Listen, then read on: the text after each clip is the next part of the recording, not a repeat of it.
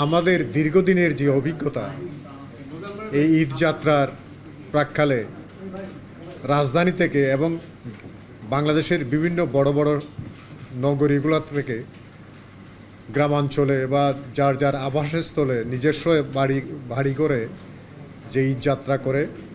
পরিবার পরিজন নিয়ে ঈদের আমেজ কাটানোর জন্যে, সে আমাদের অতীত অভিজ্ঞতা থেকে বলি, আমাদের দীর্ঘদিনের অভিজ্ঞতা কি খুব একটা সুখকর ছিল না। তবে এবারের বেশ কিছু লম্বা ছুটি এবং ঈদযাত্রার প্রাক্কালে এবং এই ঈদের আগেভাগেই বাংলাদেশ যাত্রী কল্যাণ সমিতি যেসব কার্যক্রম এবং আমরা ইতিপূর্বের সংবাদ সম্মেলনে আমরা তুলে ধরেছিলাম দেশ ও জাতির কাছে এবং সরকারের কাছে, এর প্রেক্ষিতে সরকার যে কার্যক্রম গ্রহণ করেছিল এবং বিভিন্ন স্টেক হোল্ডাররা এই যাত্রার যে সমস্ত কার্যক্রম গ্রহণ করেছিল সেই কার্যক্রমের পরিপ্রেক্ষিতেই আমরা একটা স্বস্তিদায়ক ঈদ করতে পেরেছি বলে আমাদের কাছে বাংলাদেশ যাত্রী কল্যাণ সমিতির কাছে এটা মনে হয়েছে। এবং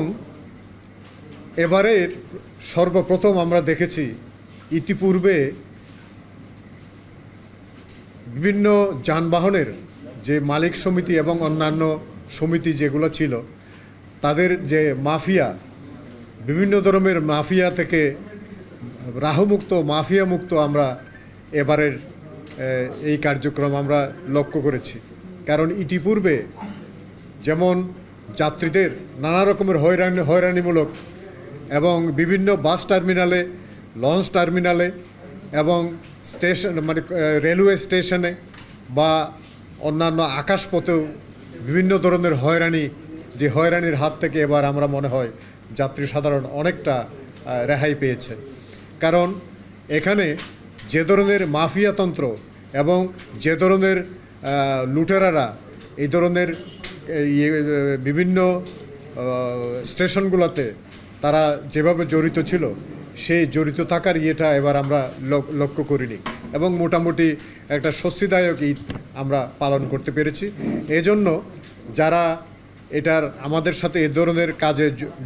আমাদের কাছে সহযোগিতা করেছেন, আমাদের কার্যক্রমকে এগিয়ে নিয়ে গেছেন, তাদেরকে আন্তরিক কৃতজ্ঞতা এবং ধন্যবাদ আমরা জানাচ্ছি। এবং আরেকটা বিশেষভাবে উল্লেখযোগ্য, আমরা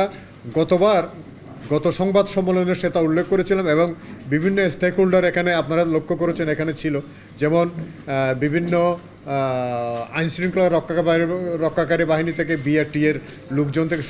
অফিসাররা থেকে শুরু করে আমাদের কাজে সহযোগিতার জন্য তারা এগিয়ে এসেছিলেন এবং তারা আমাদের কাছে কথা দিয়েছিলেন তারা নিজেদের এই কার্যক্রমে আমাদেরকে সহযোগিতা করবে এবং তারা যথারীতিভাবে সে ধরনের সহযোগিতা আমরা পেয়েছি। এজন্য তাদেরকে আন্তরিক ধন্যবাদ জানাচ্ছি।